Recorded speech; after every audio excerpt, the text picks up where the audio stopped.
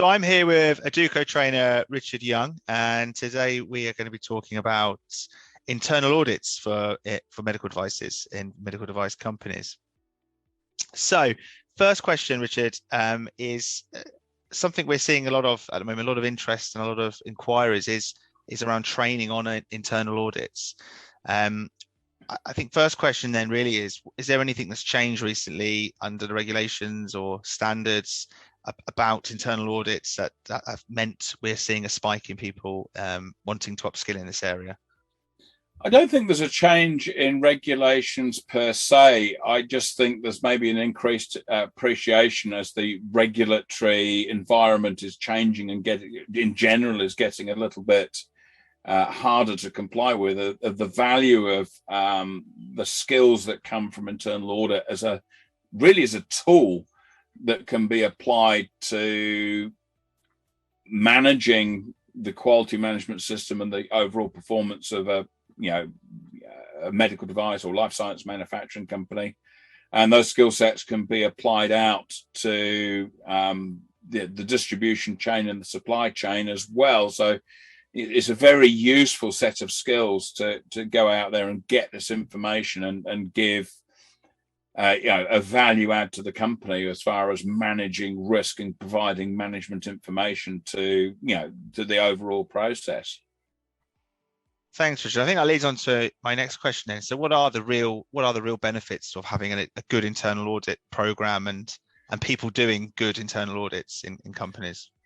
Yeah, it's a good internal audit. What we're aiming for with any sort of audit, but when we're focusing on our own performance and the performance of our supply chain or distribution, is giving us the ability to find problems and solve them before somebody external to the organization finds out about them. So a good program has broad coverage across the organization. It's testing all the processes, both of the organization and the suppliers and the distributors, looking at those economic operators from a European perspective.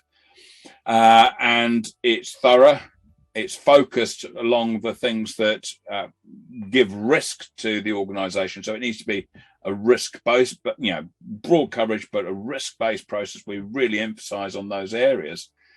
And what the process of the tool gives you is a systematic way of asking questions, working with people, getting answers, and comparing those to the requirements or the specification that you were aiming for, and making judgments about whether the goals of the quality management system or any other element of the business have actually been met. And that's sort of half the job. Once we've got it there, it's a great mechanism to fix that problems and provide information to supply that. And at the end of the process, your final bit is going back and using the same techniques to make sure what you've done actually works and is actually address the issue and benefited the organization. Effectiveness checks. So it's a broadly used tool, and those interrogation, recording, and investigation skills are pretty useful to the entire organization. Thanks, Richard. So my next question, you actually mentioned the last thing you mentioned was the skills that are useful for the organization. So what kind of skills are required of someone to conduct an effective audit? Well, broadly speaking, any sort of audit requires the auditor to plan what they're going to do, and research the area they're going to audit, the requirements and the evidence that goes with that, and then through that planning process to work with the people in that area to schedule an assessment and use the auditing technique to get that information. And it's very important. One of the real core skills there is getting to information within an organization in a way that it is systematic and formal and doesn't put people's backs up, because we want to learn these things. An internal audit, a very quick judging of an internal audit system that doesn't throw up opportunities for improvement or non-conformities, or however the system refers to it, isn't working very well. You're not being hard enough on yourself. You're not generating that input to really aim for what some organizations I work with call being audit ready every day. So that's one of the goals of an internal audit system. We live in a world of unannounced audits, and you want to be ready for a possibly slightly hostile third party to be coming in and auditing you. You want to have confidence in your systems and your documentation and your people that they're practiced and rehearsed in receiving that sort of focus.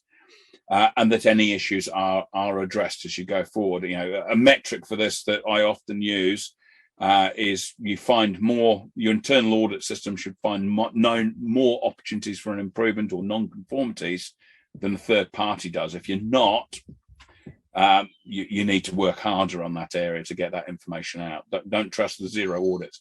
Audit findings are good. Thanks, Richard. And another question on internal audits or auditing in general. What are the types of audits that are conducted within an organization? Most audits are internal audits, are first or second party that we would get involved in as medical device manufacturers. So we'll be either auditing our own systems and procedures within the quality management system that we're working in, or we'll be doing second party audits where we'll be going out to our suppliers, the wider support structures of the company, and using the same techniques to audit those people. When we go out into the field and use these techniques, we usually do it in a more focused manner.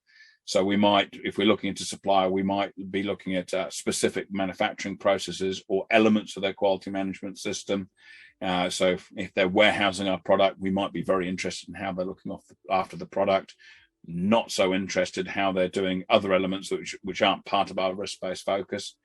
And we're gathering evidence to demonstrate they're in a state of control as well, maybe from process validation perspective. So there's a tick list that we'll have there, things that we need to demonstrate that are going to be different, slightly different, but that's first and second party audit. What we really receive is third party audit. So when a notified body or a competent authority visits us, we are the slightly unwilling recipients of third party audits.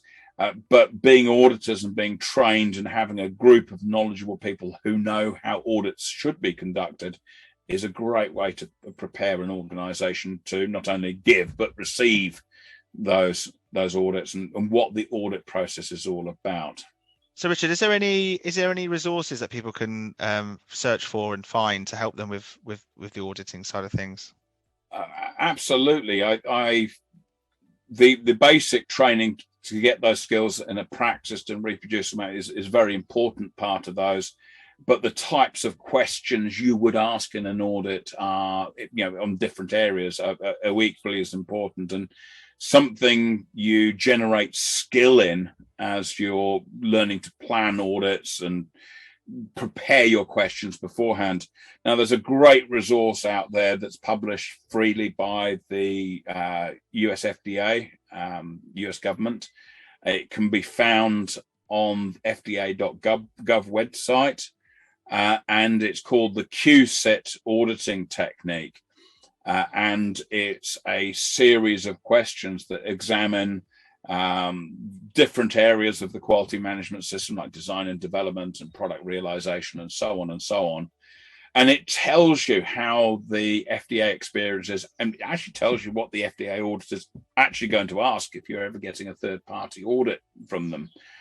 It's a great place to start with planning your audits and looking at where the emphasis would be from a regulator.